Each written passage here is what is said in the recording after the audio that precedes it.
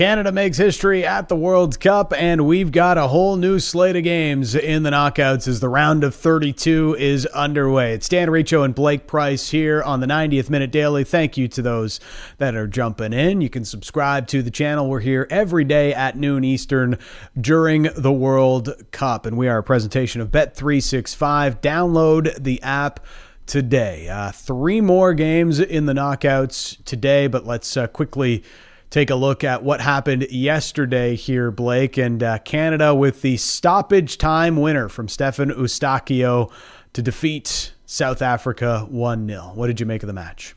Yeah, and they do so with the entire world watching, right? Because it's the only game on the schedule. All of that pressure on their shoulders as well. And hey, it was an imperfect performance for the Canadian men.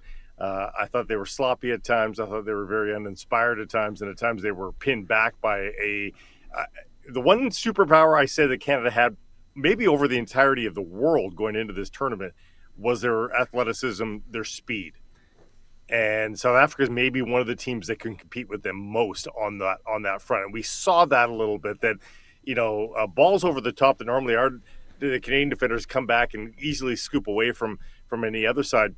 The South African forwards were right underneath those balls and challenging the Canadian defender. So it was a handful for sure, and it was nervy until the insertion of Alphonso Davies, of course, in the whatever it was, 72nd, 75th minute, in which his first touch is so good, and that was where he peaked, was that first touch of the ball.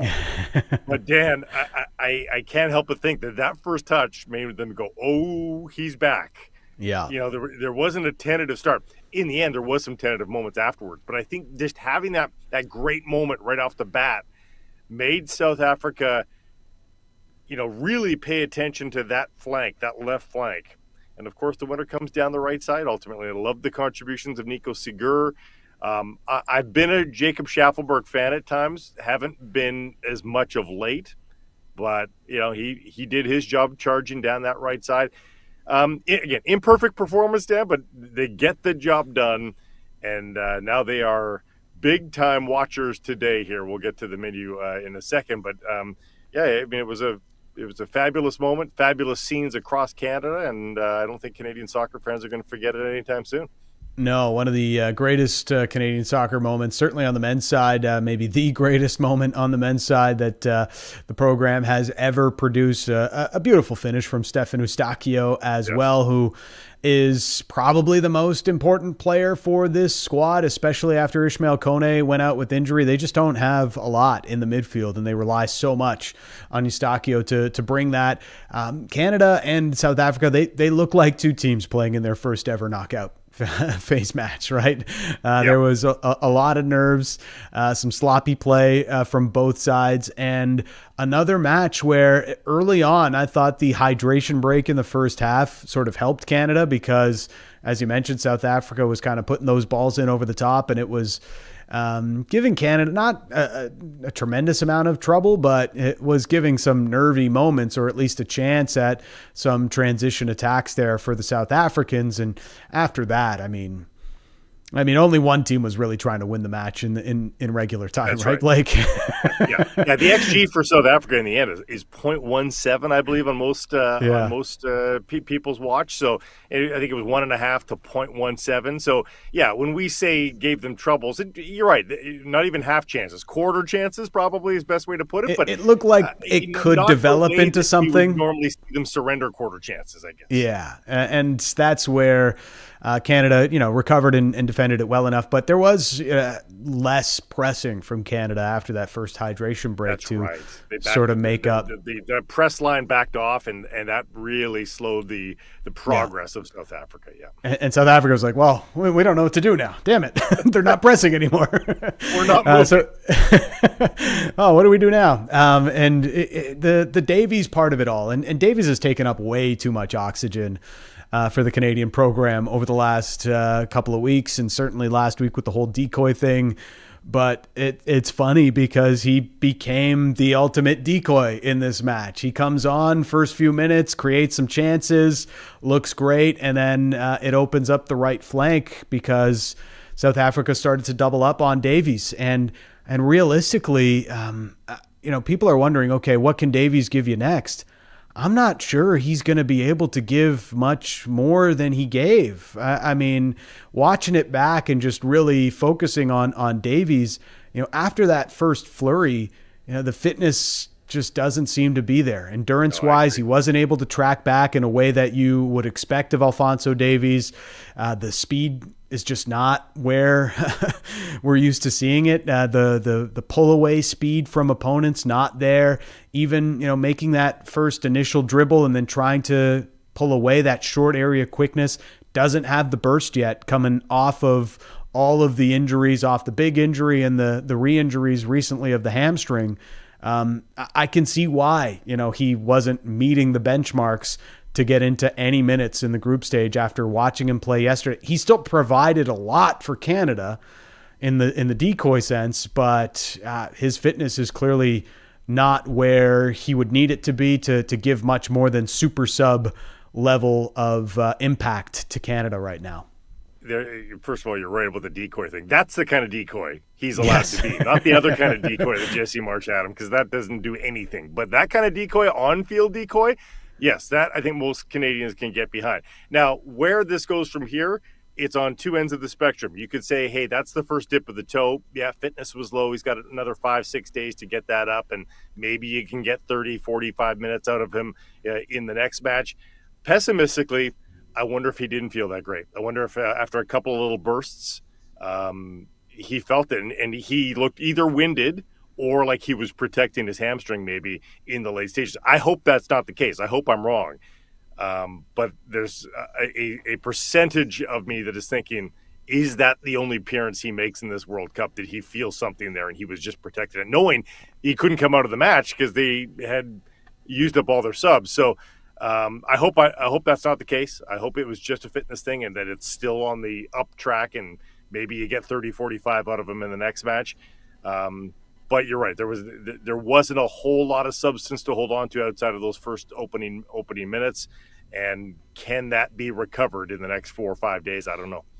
So Canada, the first team through to the round of 16, and it is a huge moment for Canadian soccer. Unfortunately, they didn't get to do it on home soil, but a huge moment for Canadian football nonetheless. And we'll see what they can do. Round of 16, they'll get the winner of Netherlands-Morocco, which is coming a little bit later on tonight. We'll do some of our match previews to Joe in the chat and others that are looking ahead to our match previews. We'll get to that in just a moment. But the bracket itself, now that it is set here, Blake, it's fascinating, and I thought this graphic was actually pretty good to get all of the 32 teams in, and you can see the pathways that they have to get through. Canada, the one team through, but the way the bracket shakes out, actually the area of the bracket that Canada is in is probably the most difficult. You've got Germany, you've got France, you've got Netherlands and Morocco as well.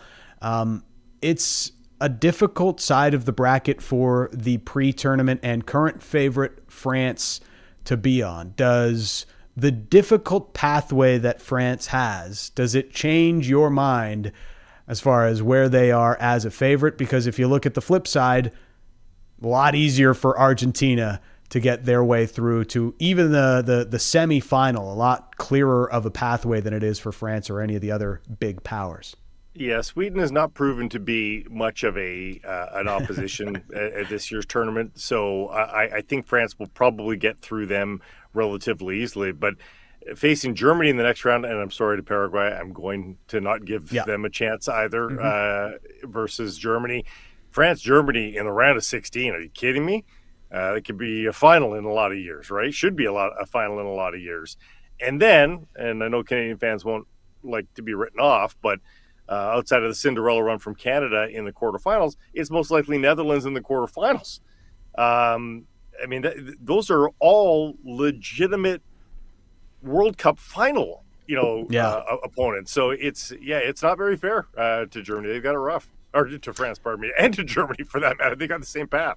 Yeah, and I know it's a narrative, I guess, over the last little while that FIFA is rigging it for Messi, and how many penalties did Argentina get in 2022, and all these things that the Messi haters want to use. But you look at this bracket, and hey, this is the way FIFA seeds teams. Is there a better way of seeding teams? Probably than the way that they do it. Problem with it, though, yeah. Right? There will always be something, but it is the way that it is, and they set it up pre-tournament, and this is the path that Argentina have. They've got Cape Verde, which is unexpected to have Cape Verde here in this round of 32, and then the winner of Australia-Egypt in the round of 16, and then beyond that, they will get in the final 8, in the quarterfinal, the winners of either Switzerland, Algeria, Colombia, or Ghana. So Switzerland or Colombia would be the favorites there. So again, you're still not facing a real true top 10 side until they potentially get England in the semifinal. It is, there's been a lot to like for Argentina, obviously going perfect through the group stage. But the thing I like most, if I'm looking at it from who could win this thing, is the relative easy path, because you look at World Cups in the past and, the pathway, the degree of difficulty always plays a factor in these tournament brackets, and Argentina's, of any of the world powers, is easily the easiest going all the way through to the semis. You think about England. England's going to get Mexico or Ecuador next, either or. That's a good middle power. Mexico at the Azteca too, so that's that's right, added level of difficulty. Yeah, and then most likely it's going to be Brazil or a Cinderella run by Norway if they can pull it off versus Brazil. Again, this is not the best Brazilian team, and I'm actually going to have a take on that match today in a second. But if we go by world rankings, they'll get Brazil in the quarter. So not easy for England either, who we've talked about. That's kind of the flying under the radar bracket, by the way. Everybody in that bracket except for Erling Haaland's Norway is sort of flying under the radar a little bit.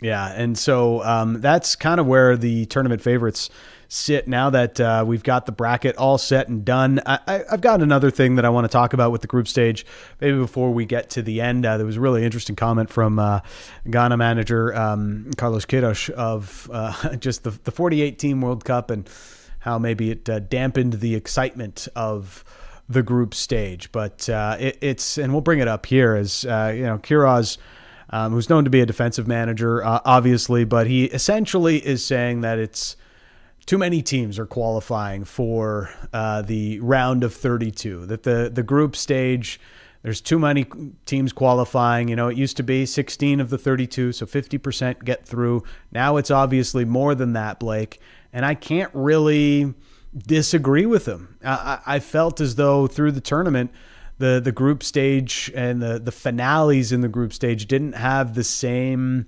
cachet, didn't have the same drama to them, because there was almost no world power. Uruguay being the biggest team that probably missed out on the round of 32 here.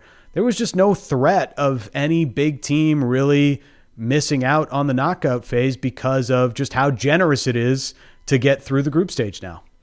Yeah, the third place teams that get through, it's a lot. There's a lot of teams that got through that you just say, really, those guys got through? I saw them play 2 matches and they were not very good. How did they get through? I get that.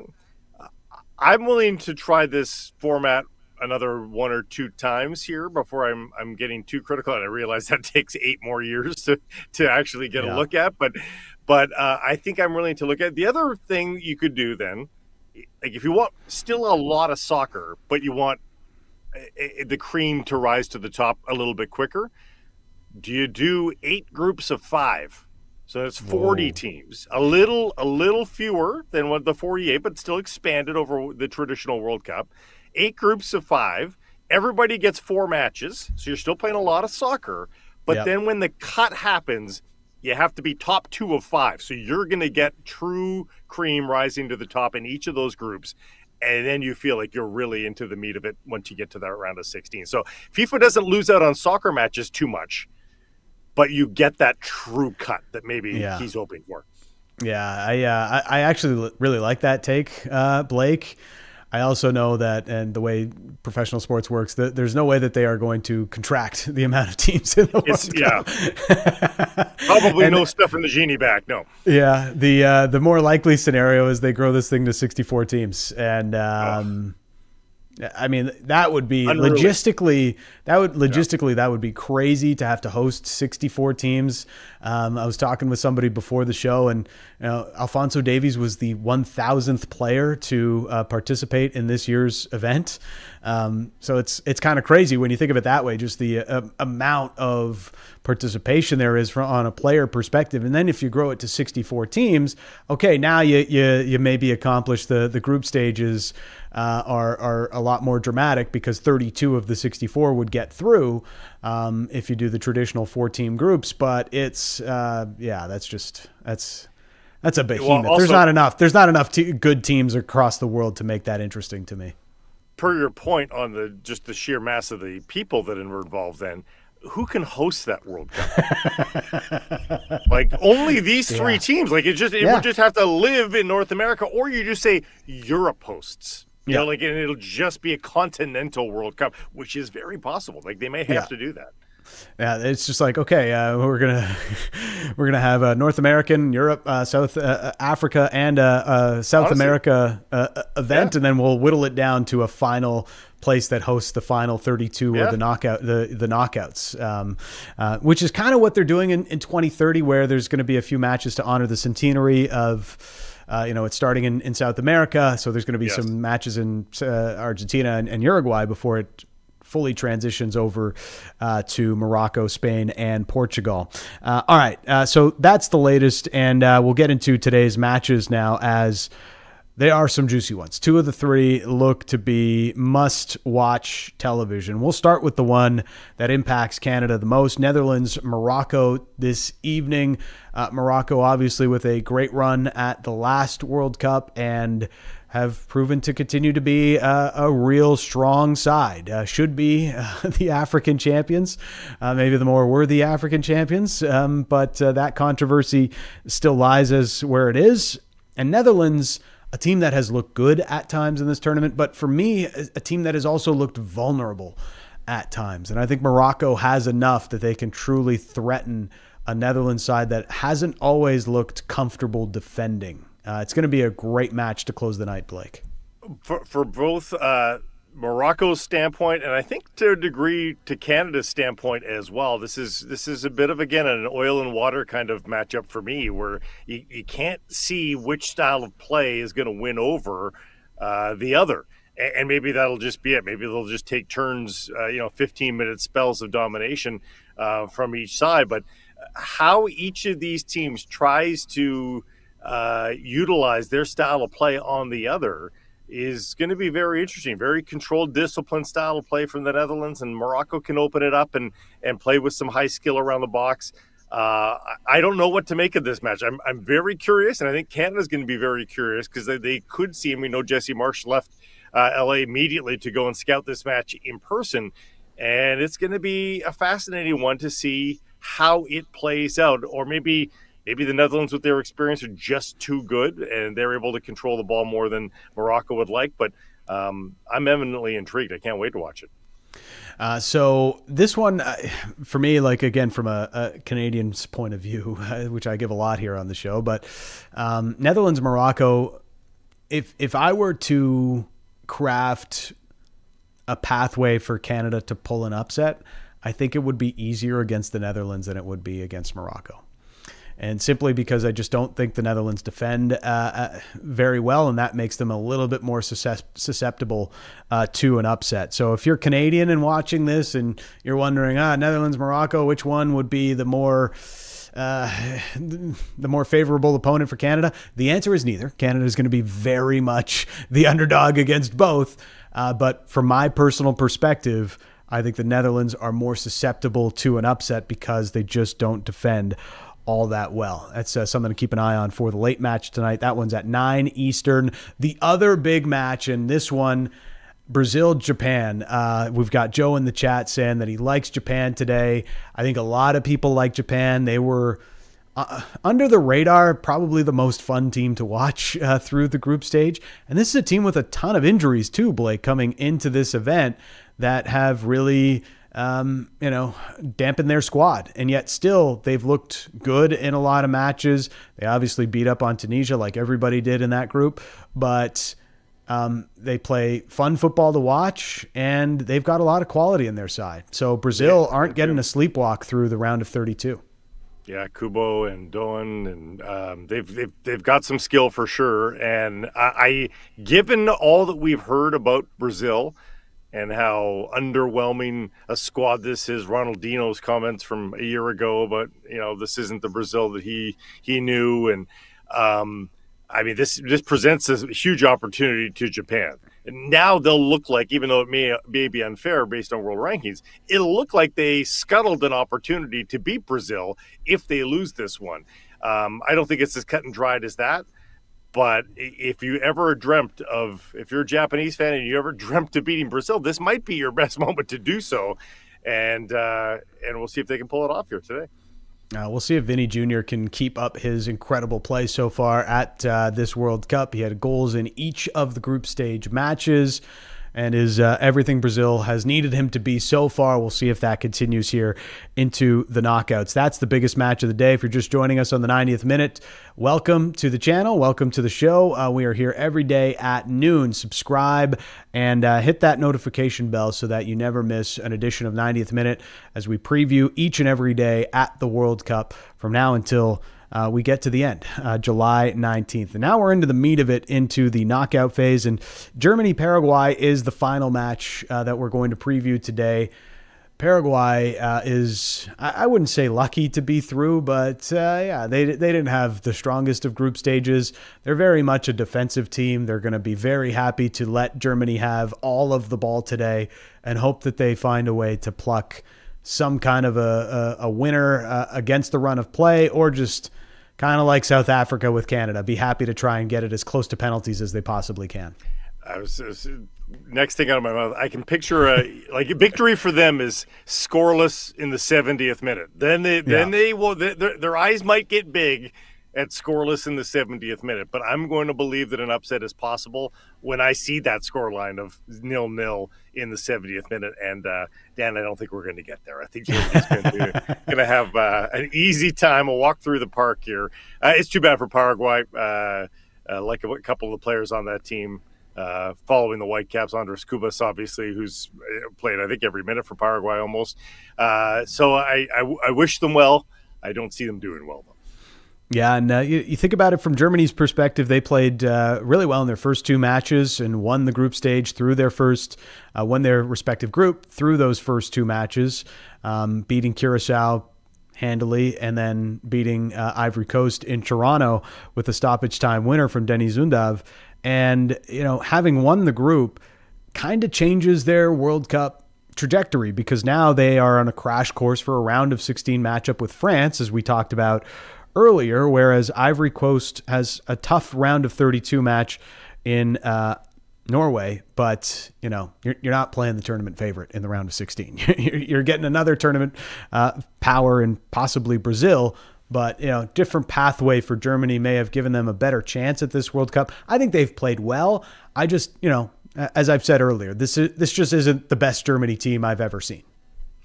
And it brings to light sort of the gamesmanship around the bracket on match day number 3. We saw this with the Algeria match, and oops, did that go in? 3-3 tie. All of a sudden, it changes the bracket, and Iran on the sidelines wondering what the heck happened. You are a little bit of a victim to the algorithm here, and this is a tough side of the draw for Germany. Theoretically, at the very least, again, we'll see what Brazil really looks like here. I think once the knockout stages begin, so we'll see exactly how tough this might be on them. But how Brazil, they're going to be facing France. Pardon me, so they don't even have to watch Brazil. But Germany's got it tough. They do. But hey, the old saying works. To be the best, you got to beat the best. So Germany and France will take care of business, and they'll just play a mini World Cup final in the round of 16. Yeah, I'm sure France isn't too happy that they've got to face Germany in the round of 16 either. So that does work both ways. But France has looked very, very good, through the first three.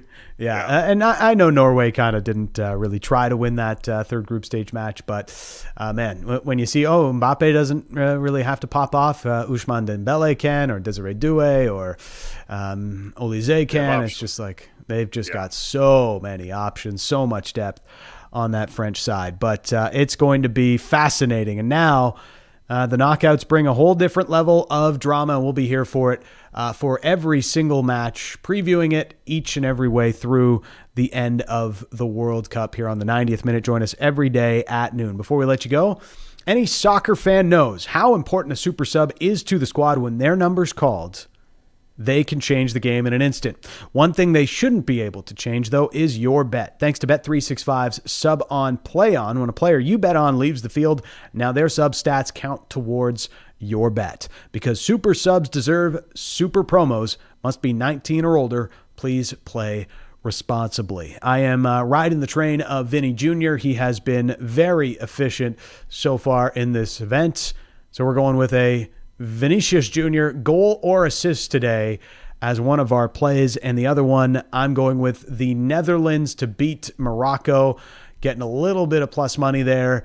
Netherlands have looked good. They've been able to score goals. And I think in what is kind of not a heavyweight tilt, but a really difficult matchup for the round of 32, I've got the Netherlands taking it over Morocco tonight. We'll be back tomorrow with another preview of more knockout stage matches and give you the rundown on what happened today. We'll see you tomorrow at noon.